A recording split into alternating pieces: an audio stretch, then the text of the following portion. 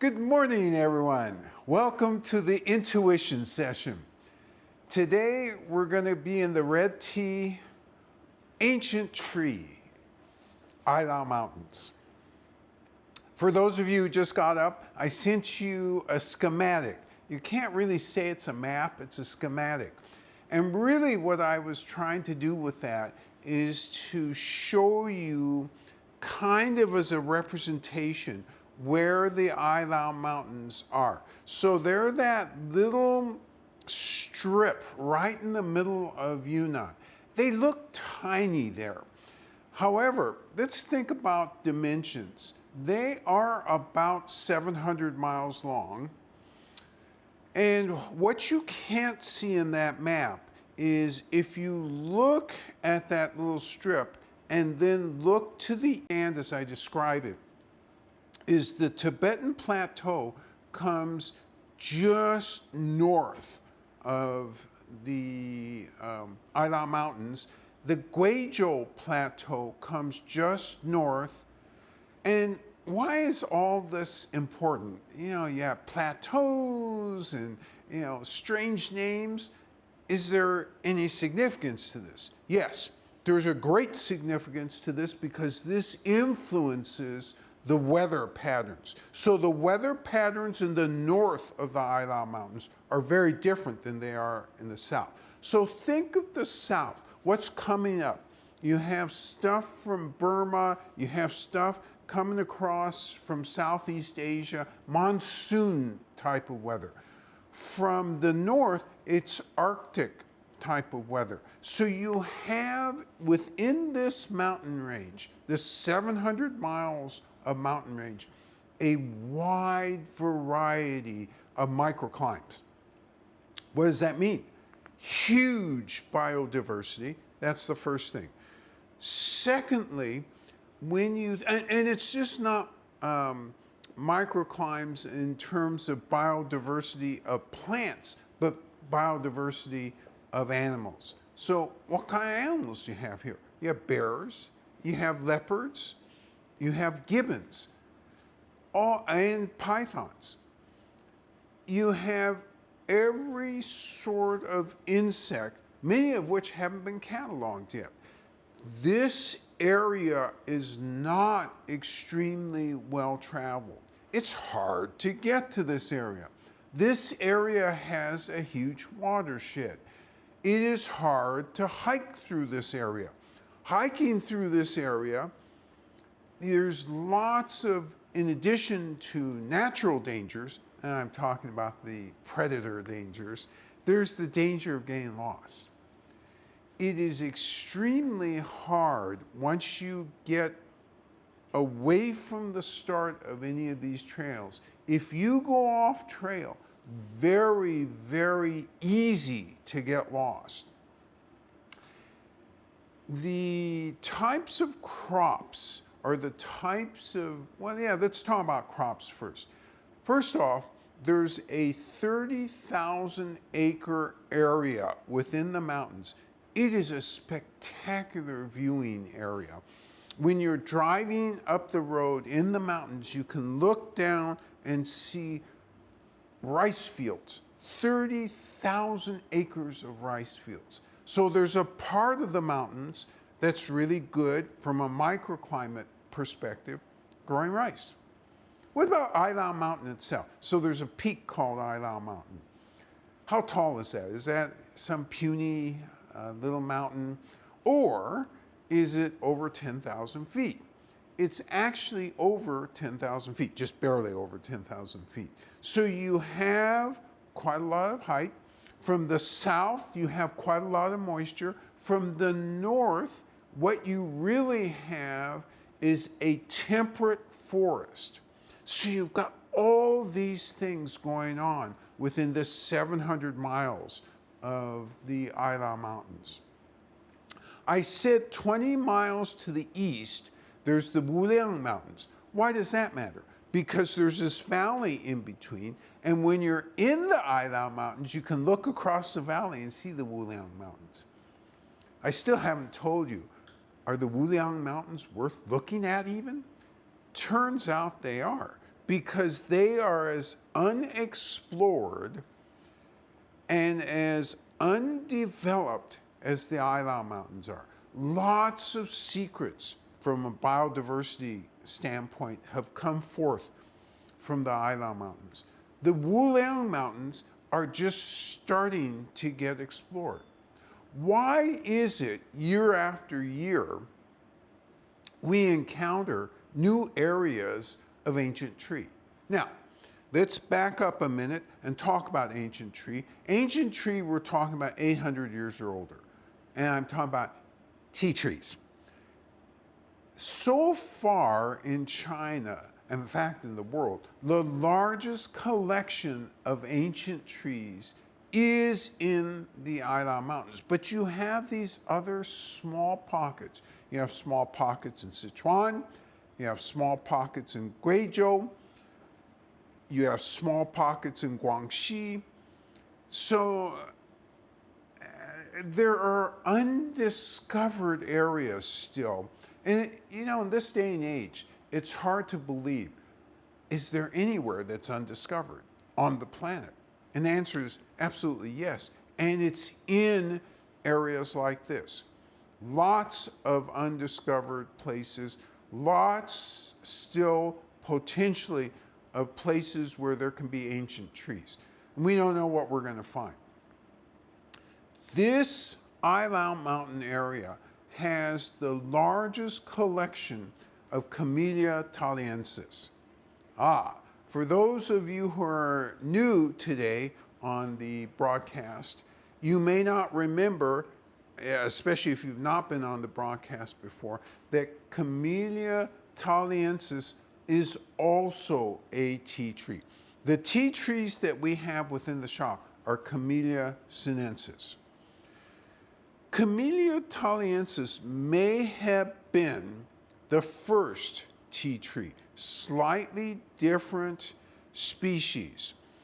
And when we took a group there in 2019, in fact, the first time we went to Ilau was in 2017, I think, we saw Camellia thaliensis, and ever since that time, we've been trying to get tea, because they actually do pick in some areas and produce tea, but nothing has lived up yet to, nothing's earned a spot on the board. But we keep looking, because it would be interesting to have maybe the first tea tree.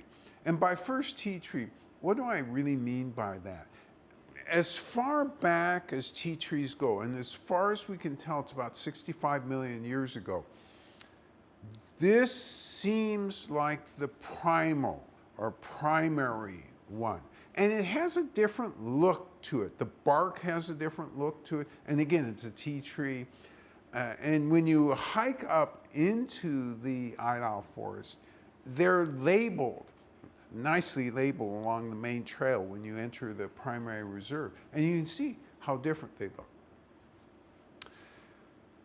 How in the world, because you hear stories about the old Tea Horse Road, right?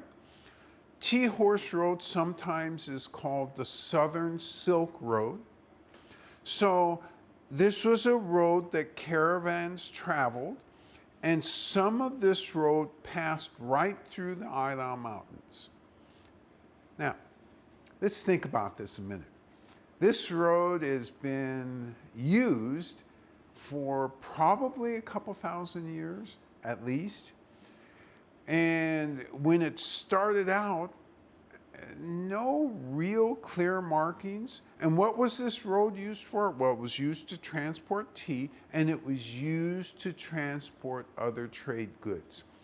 Unlike the Silk Road coming out of the Middle East or coming out of Central Asia, you had many more merchant caravans than you had envoy caravans. So the Silk Road in central China, or actually in North China, was really about envoys. You did have merchants coming across. The Silk Road in southern, or what they call the Southern Silk Road, was really more about commodities that were going from village to village. Were these like our freeways today that have modern off-ramps? Oh yeah, you're getting close to this village, make sure you take a right on this one. No, these were extremely difficult, and this is why you needed people who were familiar with the road to kind of take you through if you hadn't gone through. Even today, people get lost and die in the Ilau Mountains. Why is this? Because again, the climate changes so much from small place to small place. These microclimates, you can be in a warm, having a warm day, 70s, 80s, and 10 minutes later, you can be in the 40s, and sometimes even in the 30s. It's that type of mountainous, very strange climatic formations. It's that type of atmosphere. Now, the tea trees are basically growing in areas of very strong watershed. So lots of streams. The ground is constantly wet. You have lots of mosses and lichens. You have ferns everywhere. This is kind of where the tea trees hang out. Doesn't mean that they can't be a little further away, but this is where the bulk of the higher density areas of these tea trees seem to hang out. So today, what we're talking about is intuition, which comes from one of these areas. And this area is very close to Chenjajai, which is a village area, which is in the Ilau Mountains. 2,000 plus years old, this particular tea tree, and it produces only in the spring. It doesn't produce not only in the spring, it produces all year round, but it's only picked in the spring. So the farmers essentially, with encouragement from the scientists and encouragement from local leaders, really have focused on picking only spring pick. So I ask you this, is this USDA certified organic? Answer is absolutely not. These are ancient trees. They're not growing in groves. Have they been sprayed at all? Answer is absolutely not. These are trees. And I'm not talking about small trees. Sometimes you think, oh, an 8-foot tree. I could almost climb up that. I can almost reach to the top. The tallest of these trees within this forest is some 85 feet tall. Most of these ancient trees are between 40 and 60 feet tall. There is no reaching to the top. In fact, there's no reaching to even where the lowest branch is, which has the new buds on it. So how is this harvested again? Yes, remembering that this is forested. It's growing not in a side-by-side fashion or a monoclonal fashion. It's growing, you find a tree, sometimes you find another tree very close by, and then 40, 50 yards, oh, there's a tree over there. Another 40, 50, hey, another tree over there. What's in between? There are other varietals of trees, sour cherry trees, magnolias, bunch of other trees. Some of the other camellia trees are in between. Was this planted? The answer would be no. Yes? Is this also where you find the frosted magic? The great question. Jonathan asked, does frosted magic come from this mysterious forest? And the answer is no. Frosted magic actually comes from 2 villages in Yunnan province. So it's a completely different area about, let me think about this. This is about 2,000 miles away. It's about 15 or 1,600 miles away. And remembering that the frosted magic is epiphytic and it grows on trees. However, this question is really good from another perspective, because are there other types of epiphytic plants that grow on these ancient trees? And the answer is yes. Have we ever brought any into the shop? Answer is no. Have we tasted brews that have been made from this? And the answer is yes. Why aren't those in the shop, and why aren't they on our herbal set of teas here? A, they're extremely expensive. B, there's an unpredictability of how to find these things. And they taste good, but trying to get enough to bring back for all of you, not yet in the cards. But great question. Appreciate that question. All right. So within the Idaho Mountains, you have these trees growing in but in patterns that are not exactly predictable. You have a certain set of environment. So what set of environment? You have wisps of fog, which some mornings make it impossible to see almost anything within the mountains. You have ferocious rains every so often. You have, as I said, streams and small rivers that run through this area.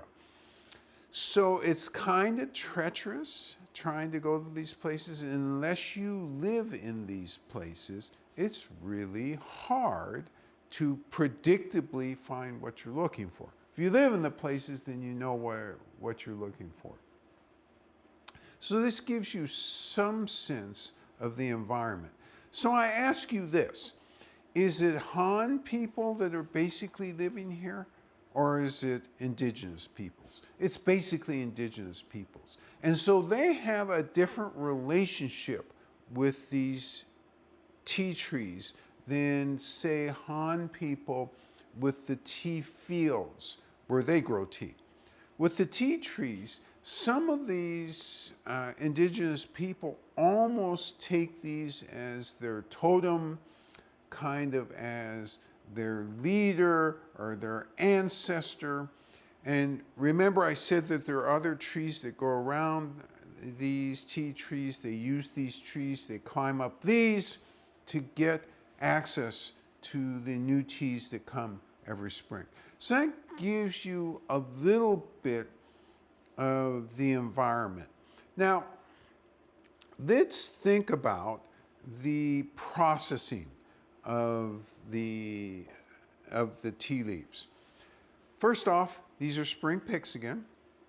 And remember, we were last week talking about Downy Peak, right? Oh, no, we weren't. We were talking about early spring last week. But early spring is good. The week before that, it was Downy Peak. So both of those teas, you'll remember from when we talked about, go through specific processes. When they are fully handcrafted, quite a few steps, quite a few meaning, 14 to 16, 17 steps. Lots of attention to detail, great attention to detail, sorted over and over again because, for example, early spring, bud only, you remember that? How about intuition? What does your intuition tell you about ancient tree tea? Are they as thoughtful? Well, they're very thoughtful. However, those details don't exist for them. What are their details? Well, they make a decision. What do I want to pick? Is it a bud and 3 leaves, a bud and 2 leaves? So that's the first decision. And remember, these are indigenous peoples. They have a different lineage. What do I mean when I say different lineage? Remember, when you're dragon well or you're picking silver needle, you have a history, a family history, and it tells you you got to do things in a certain way, and it tells you the tricks. And so those lineages train you from a certain perspective. The indigenous peoples' lineages, long, just as long, have a different set of rules. So when they pick, they actually pick the full stem. And so many of the ancient trees have stems in them, not branches, stems. And it seems like if you're looking at those, you're thinking, oh, this must be a mistake in processing. Look at all these stems. Answer is no, it's not a mistake. They have purposely included the stems because they're looking to deepen the flavor. You gotta climb up the tree first. You climb up the tree, you figure out where the new buds are, you pick, you bring back to the village. And remember, these villages are not adjacent to these trees. So you probably have a 2 or 3 hour walk. So when you are carrying the tea, either in, many times it's on something that's like a backpack. It's not a backpack, but there's a basket there. Sometimes if you're doing a more delicate pick, it's in a front pack. And you go back to the village and you lay everything out. You lay everything out to get sunlight. If it's raining, you obviously can't leave it outside. You gotta bring it inside. But the first important step is to wither this tea. Why do you want to wither? You can't handle tea, you can't process tea unless you take moisture out. How much moisture do you want out? Remember, these are lineage decisions. So somewhere between 40 and 60%. Now that's a wide range. And the reason I am safe in that wide range is because most of the lineages who do tea are somewhere in that range. And that's why I say that. What they do, which is different than, say, red tea in Fujian or red tea in Anhui, is they tend to wither longer.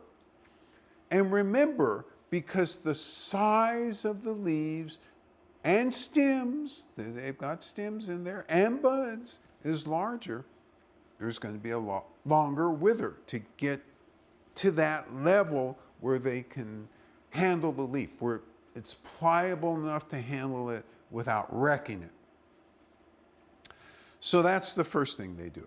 After that, after it's gotten to that particular moisture level and the farmer says, yeah, we're here, take it inside, you roll it. What you're trying to do is break down the cells while you're rolling it. You then go ahead and stack it, not stack it, pile it, and every pile is different. That sounds funny. Let me rephrase that. Each farmer's height of the pile is different. Again, and particularly in these areas, because you've got all these indigenous farmers, they're doing, and there's less science. Heretofore, there's been less science involved in these areas. This has changed over recent years. Many scientists now go down there and give advice and assistance. And what they're trying to do, and we've talked about this over the last few weeks, is introduce a sort of uniformity. Do the farmers accept it? Sometimes they do, sometimes they don't. And one of the reasons that they are loath sometimes to accept is because if they're already getting good money for their tea. Now, let's see. You're telling me I should do something which might disturb this good money I'm getting? Let me think about that. So after they do that, they basically oxidize. At the end, they take it apart and they bake. It's really relatively simple compared to other styles of red tea. And yet, is simple bad? Does simple mean that it doesn't taste good? Well, in a minute, you'll make the judgment. And by the way, take your notes out because during this set, this is really number 4, it's the second 3-week set, We've done Arcadian, Downy Peak, and Early Spring. Today, Intuition. And you're going to get a definitely different flavor because, again, this farmer is individualized. Again, the size of the leaves and the buds are different. The timings are different. The weather patterns, the terroir, both physical and cultural, is different. And when you add all those things up, different results. All right. I think I've talked enough for a minute. We're going to take a quick break here, and then we'll demonstrate, or the tea master will demonstrate how to brew, and then you'll brew together with her, and then we'll have our discussion. So here we go, about 10 seconds. In the meantime, I'll keep talking.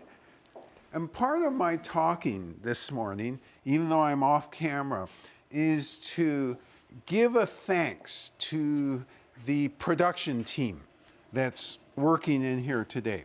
We have, every week or so, it seems like we have a bigger and bigger production team, and it's fabulous. So we have new equipment. We have a very old friend, Jonathan, who's part of this production team. And then we have a very young friend, Brian, who's part of this production team this morning. So thank you both for all your contributions and making it so that all of you get a better picture of what's going on. Now, somebody who's not old, somebody who's totally beautiful, and somebody who is a tea master. That was me. Piju, we'll go ahead and talk to you now.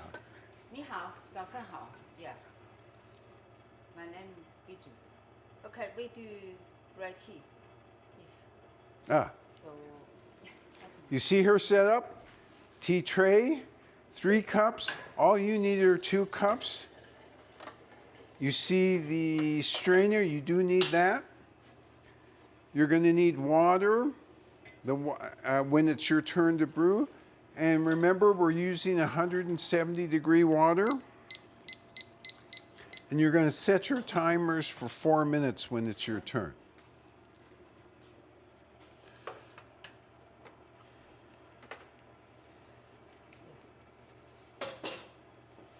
Heating the cups.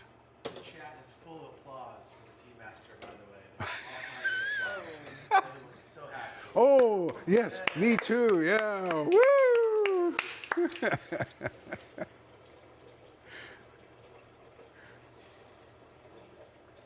So this setup is like all the red tea setups. We're going to heat the cups. Make sure they're absolutely clean.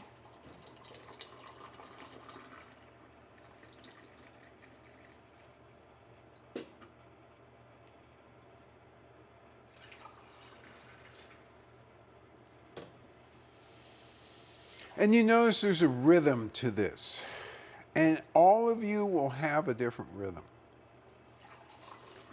The point is not that it's different. The point is that you have one. The point is that you have a consistent one because you want predictability as you make your tea. Tea master getting the tea leaves.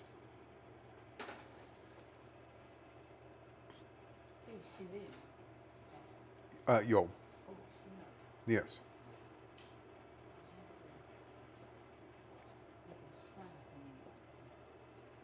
All right. Adding the dry tea leaves into the heated cup. Shaking the cup to get the heat distributed to the tea leaves. Smelling to make sure that the right tea is in there. Putting the water back into the kettle so that she has a spout she can work with. Comment that the leaves look barely rolled at all. Great comment. So a commentator indicated, wow, these leaves look really coarse. I'm wondering if the tea is going to be any good. And this is a fair comment. This is a fair question. And the other thing when you look at these leaves, look at all the colors in there. It's almost like they took them home and they used their coloring set and colored up the leaves. They didn't do that, by the way. So I don't want to be quoted. Yeah, they go home and they color the leaves. No, they didn't do that.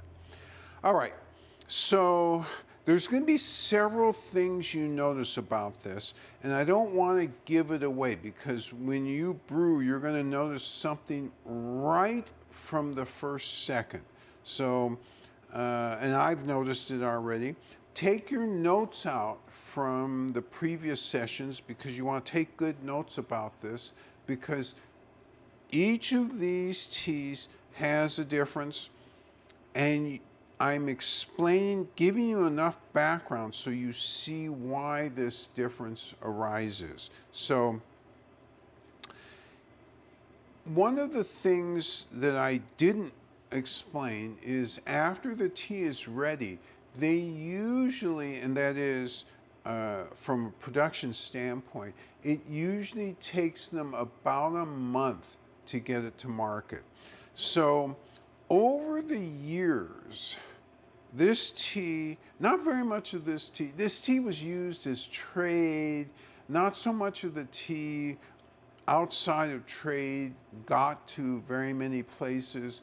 These years, it's completely different, isn't it? Because you have outsiders like us come in. In this particular village, there's actually a Russian who comes every year. We know that this guy comes every year, and we've heard about him for 9 or 10 years. And he has a tea shop apparently somewhat like this in Siberia. And on our last trip there, we missed him by 1 day.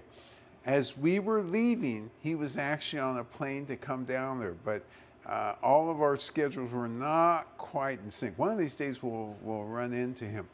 But as far as we know, there's barely anybody else who actually makes it up to this place, because again, it's very remote. You kind of have to get permission to go up here, and if you're in the tea business, the permission is automatic. But if you're not in the tea business, unless you're on a tour group, it's really hard to get to this area.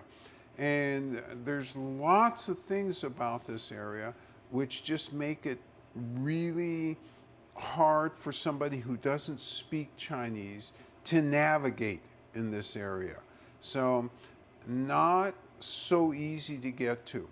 Also, it truly is in some of these places dangerous to be in the forest unsupervised.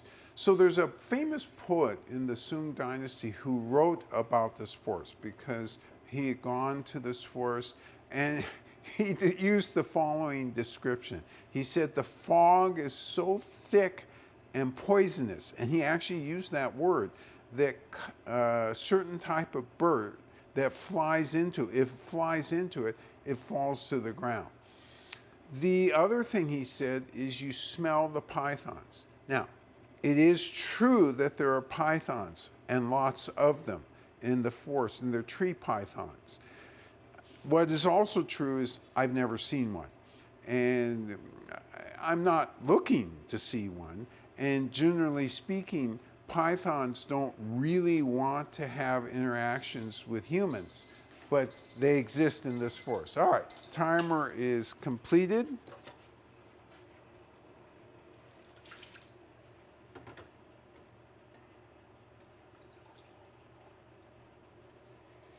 Tea master separates the tea leaves from the tea water. I'm going to enter the quality arena. First thing I'm going to have you all do is look at that color. Isn't that thing beautiful? Remember, I'm going to look, yes, that's right, for the new people on today, we're going to enter the quality arena. The quality arena, we're going to try and ascertain things about astringency, where it is in the mouth, aftertaste, and energetics. Energetics strictly being defined as how you feel. All right, I'm going to go ahead and enter.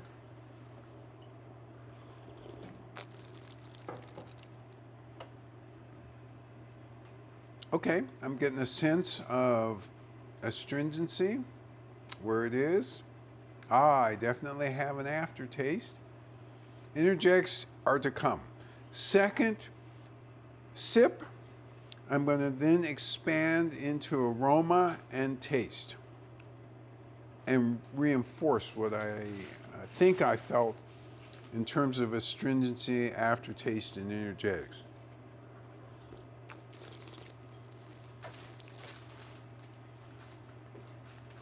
Okay, I know something about this tea.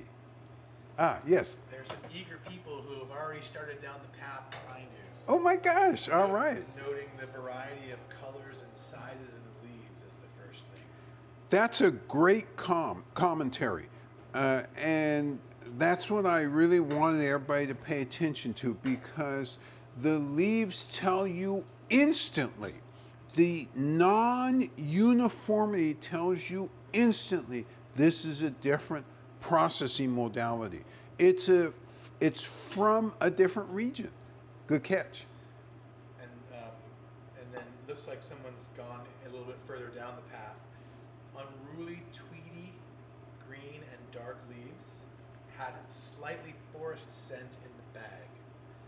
There were hints of burnt sugar in the warmed leaves, yielding to a vegetal aroma as the leaves assemble at the top of the cup. So, a lot of commentary from dry leaves to warm leaves to after having brewed leaves. So it starts out with unruly. Love the use of unruly because the leaves do look unruly. And what scent was associated with unruly? A slightly forest scent. That's right, a slightly forested scent. And I like that you start right out with in the bag, because doing each of these steps gives you a complete picture. This really is tea rhythm. The warm had burnt sugar type of sensation for this commentator, and then the last sensation. The hints of burned sugar in the warm leaves yielding to a vegetal aroma.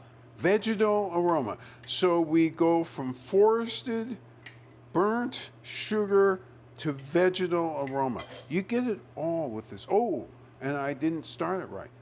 You start with unruly and then end up with vegetal. Good. Your turn to go ahead and enter. To brew.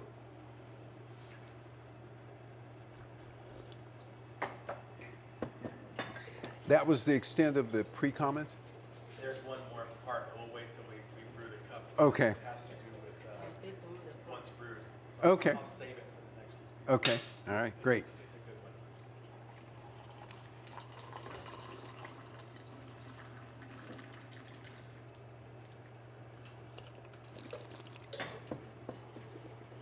And again, Tea Master is aerating the water, dissipating the steam. Our water comes out of the spout at 175. We're getting that temperature down. And remember, if you air because you're unable to exactly control temperature, air on the side of cooler than hotter.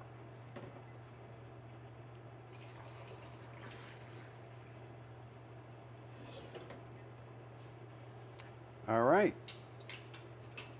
You should be getting your leaves ready. This is bag number 1 of this series called Intuition. Use those leaves. Set your timer for 4 minutes.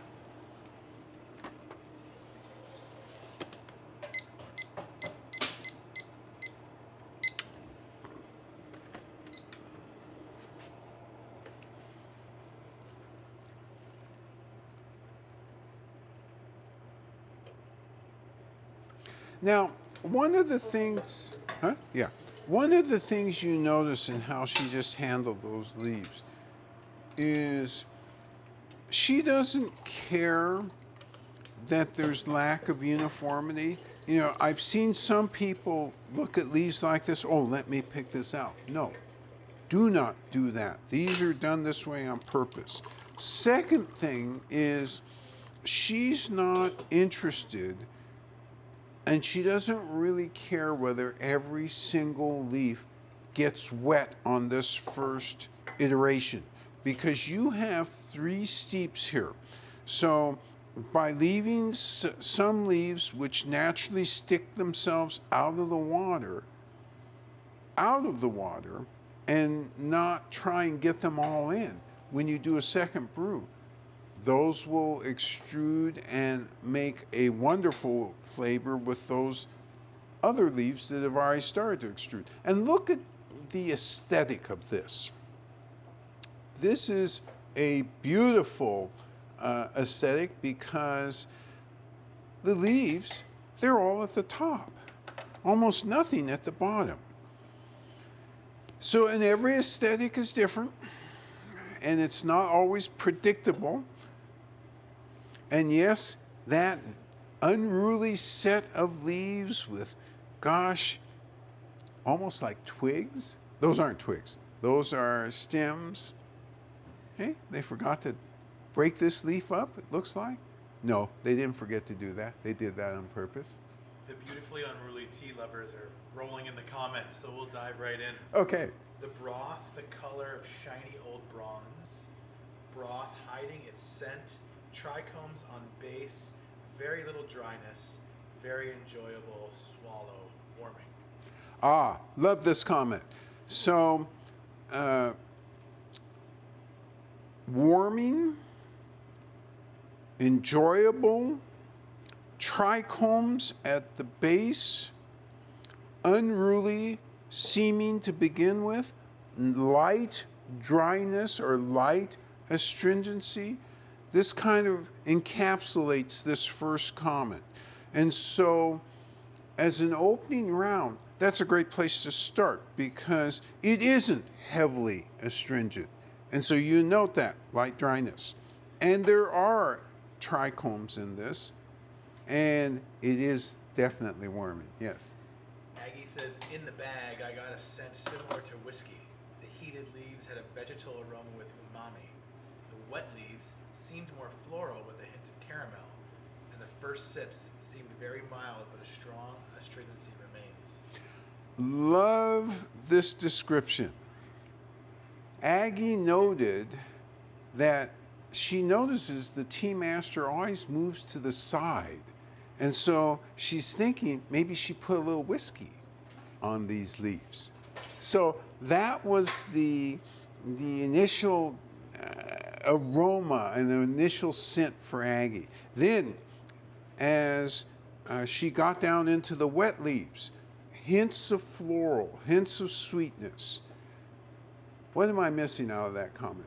The first sip seemed mild, but strong astringency remains. Ah, strong astringency remains even though the sip is mild. So you never can leave some degree of astringency. And for all of us, it'll be slightly different because we're genomically different. But all of us will experience it because these have polyphenols in it. If you have polyphenols in something, you're going to get astringency. By the way, that was your timer going off.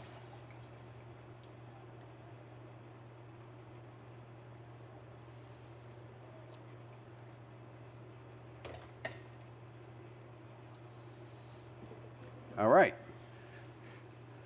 Peter has a question. Yes. And carefully worded at the end to make sure that he hasn't strayed too far afield. There is a quality I find in reds at times that reminds me of hints of citrus, and I can understand why people would want to combine market red teas with lemon. What is this quality?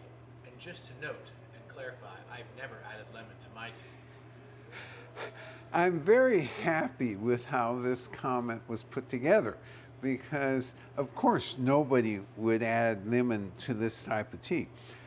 Nonetheless, Peter does have a point that there is that, it's almost like there's a slight hint in the background of orange peel in this tea. Not all the reds have this, but the reds that tend to be heavier, and this is a heavier one, tend to have that patina almost in the background of a hint of orange. And if one were inclined to try and accentuate something rather than lemon, because lemon in a way I don't think complements this in the same way that an orange peel would complement this, because this would bring more of that orange out. But good comment. All right, so let's go ahead and enter the quality arena.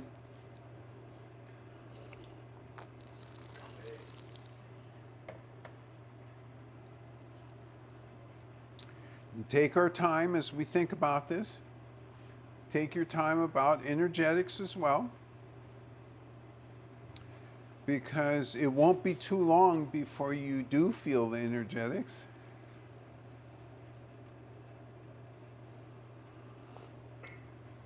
Sometimes it'll be an uncontrolled feeling. I can tell from the production staff here.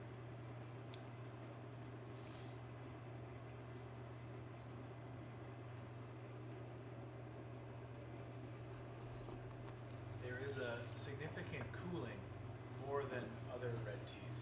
Oh, I like this. So cooling as part of the energetics. And you know, it's interesting. I think you're referring to mouth cooling. Is that correct? Okay. I said this wrong then.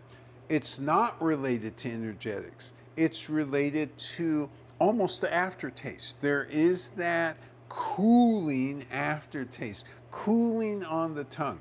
And it's really counterintuitive, because as you get down to energetics, you're going to see something different. An energetics comment and question. This feels very solid, a grounding and warming. Both are slowly pervasive, like the power of a tide. Is that an ancient tree? Is that because it's ancient tree? Great comment. So the comment is warming and grounding, almost like a tide, in the sense of increasing that warming feeling. Is that characteristic of ancient trees is the question. And it absolutely is. Even when it's not in this style. We have an ancient tree white, and counterintuitively, it's extremely warming. And that's because it's ancient tree. One of you is going to ask me a question. I can already intuit this. And so let me get to the answer of that question, which is, I don't know. So the question is, what specific warming compound is in ancient trees that isn't in the monoclonal teas? And the answer is, I don't know. I've never seen anybody write and address that particular point. But I will tell you unquestionably, over and over and over again, the surprises in tea categories always come from the ancient tree, no matter what style it's done, because it's like, oh my God, this is warming. You know, did you put something in that? No, we didn't put anything in that. That's in there. Yeah.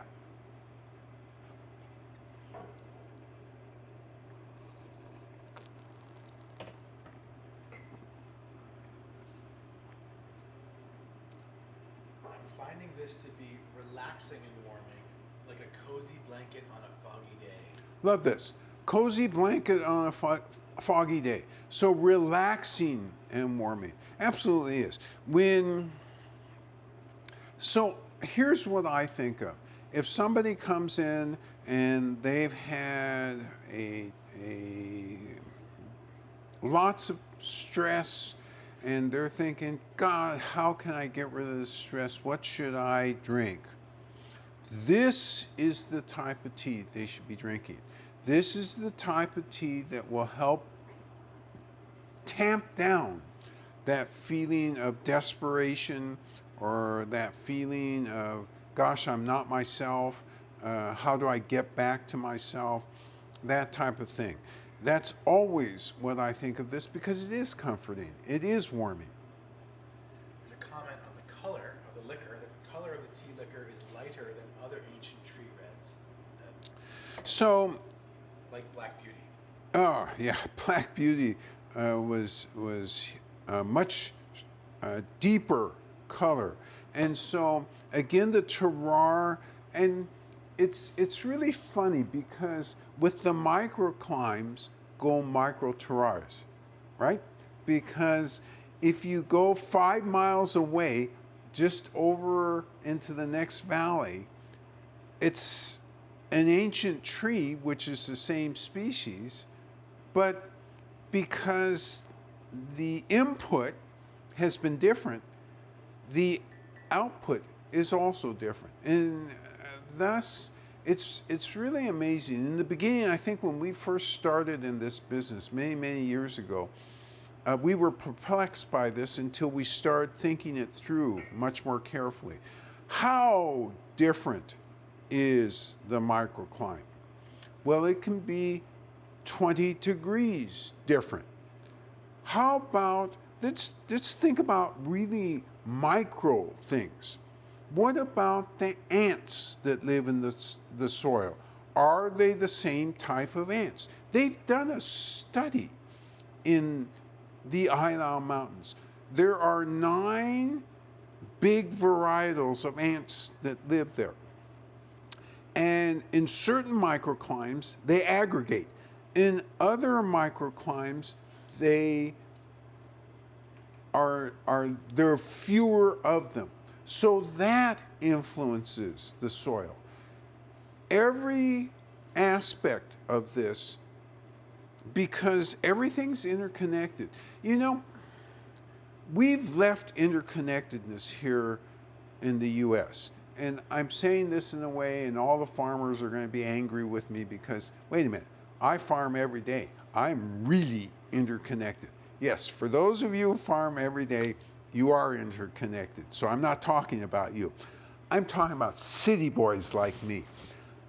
I should have said I have left that interconnectedness because I see the same concrete, I see the same set of you know, generally the things are set up the same way. Even as I'm living in a different microclimate, I'm not being influenced the same way as people who live in this forest, because it does make a difference what plants grow together. And again, this is a forest. It's not a monoclonal field. Yes? Quick funny one. Rob is noting that, in fact, then this tea is made by aunts, uncles, and aunts. Aunts, uncles, and aunts. And aunts. Yes. Yes. But there's a biochemistry question, if you choose to take it. Yeah. What impact do trichomes have on the body? So this is a great question. And if I were deeper in as a scientist, I would give you a better answer than I'm going to give you. What I'm going to do, in fact, is delay the answer to this question. I'm going to go ahead and pretend like I answered it by saying all these words, and then next week I'm going to give you a real answer because I'm going to look at the research on that. So, not afraid of the question, and I know that they're rich in polyphenols. That I know. But you asked a different question, and in order for me to answer that question, I've got to, you know, throw out fairy dust here and there and make you think, yeah, he answered that, but he didn't answer that. That's true. I'll answer it next week. Peter's trying to qualify his comment because I just changed the alkalinity of our water, so I'm even less objective here than usual. I find the consistency mellow, well-rounded, not heavy, which I really enjoy. The whole thing is very gentle, but it still is very impactful. Yeah, great comment. Whole experience of this tea is gentle but impactful. This is an impactful tea. Intuition isn't an accident. We didn't all of a sudden wake up, oh, I have to have a tea named Intuition. Intuition was the feeling we got. We were being affected.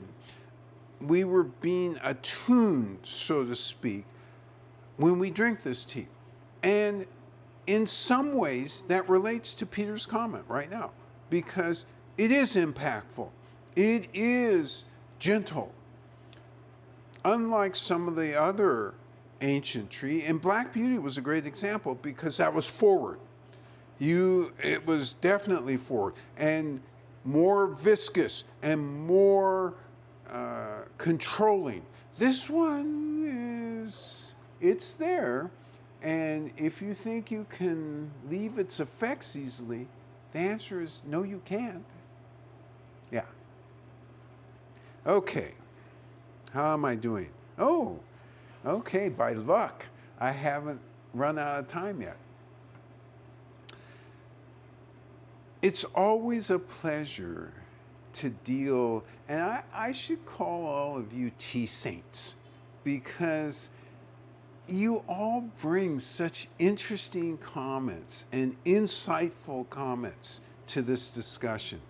And I'm privileged to hear those comments and share my observations with you. So I thank you and salute you all for your commentary. I like the fact that we're doing this 6-week session.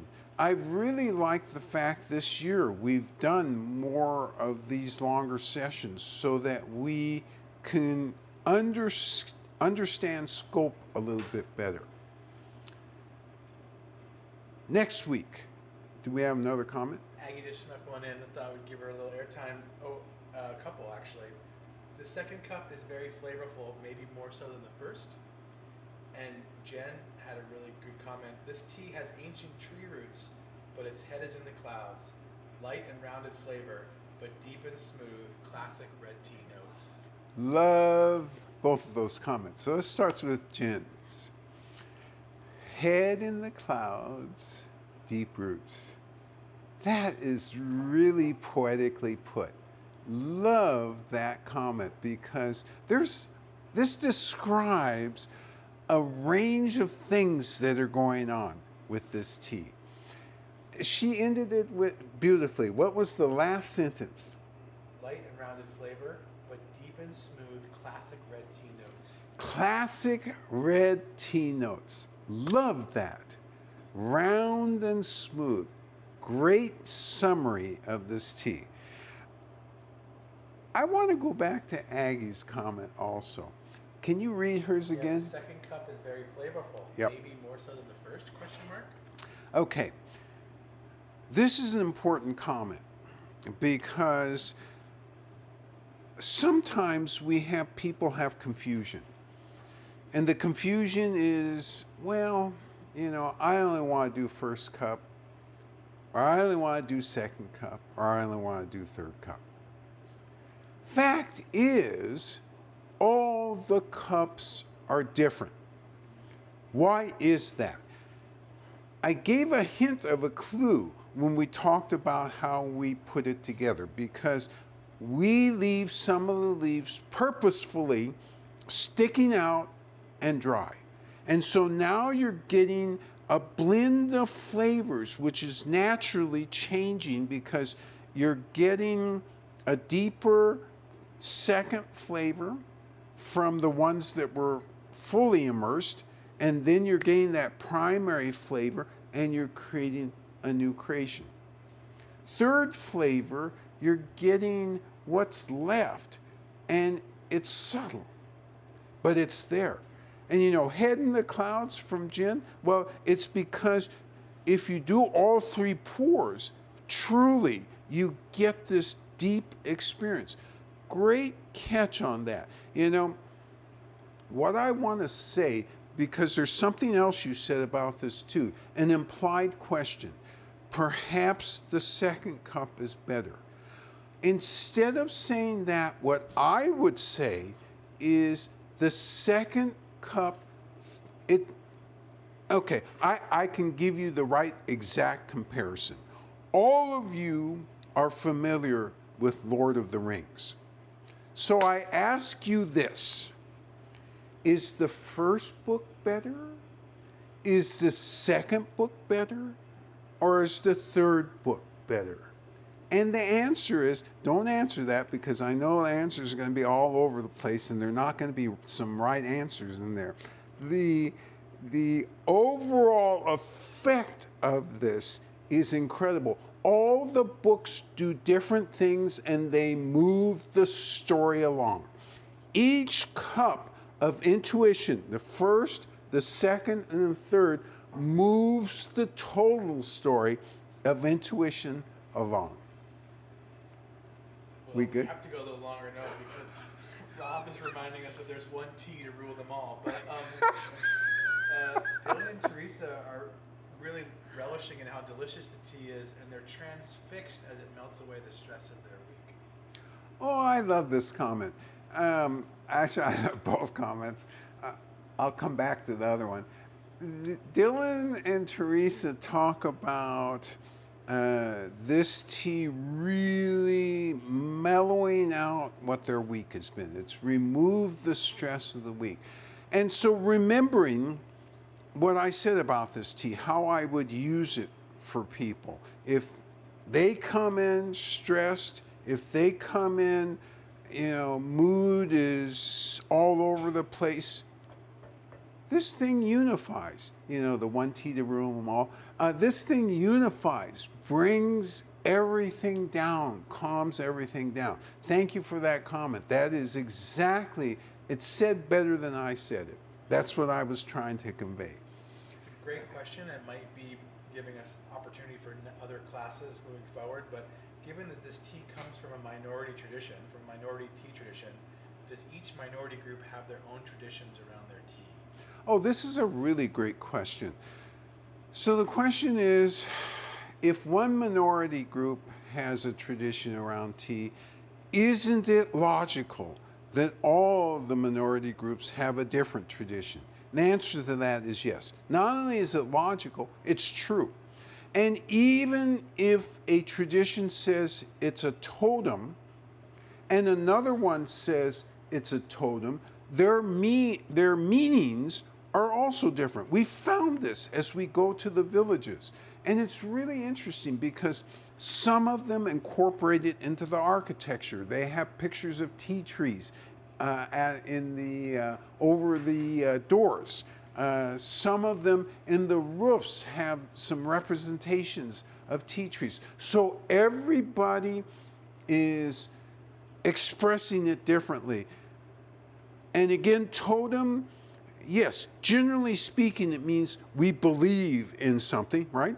Or it's our North Star. That's even better. It's our North Star, but that route to that North Star is different for all of them. And it's really an honor for us when we go into a village and the first thing they want to show us is the fact that this is their totem. And it's always something different. In one mountain, there's an actual tree that they go to.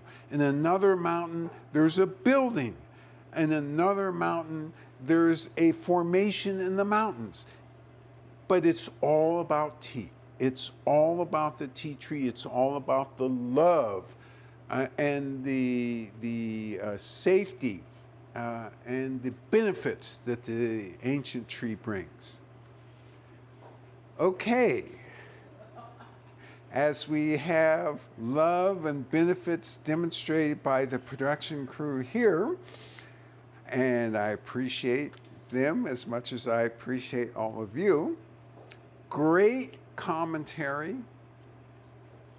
I wonder, where can we go after using our intuitions? Hey, next week, let's have a party. Let's do jubilance. Your responsibilities the rest of this week and into next week, stay healthy. See you next week. Bye bye.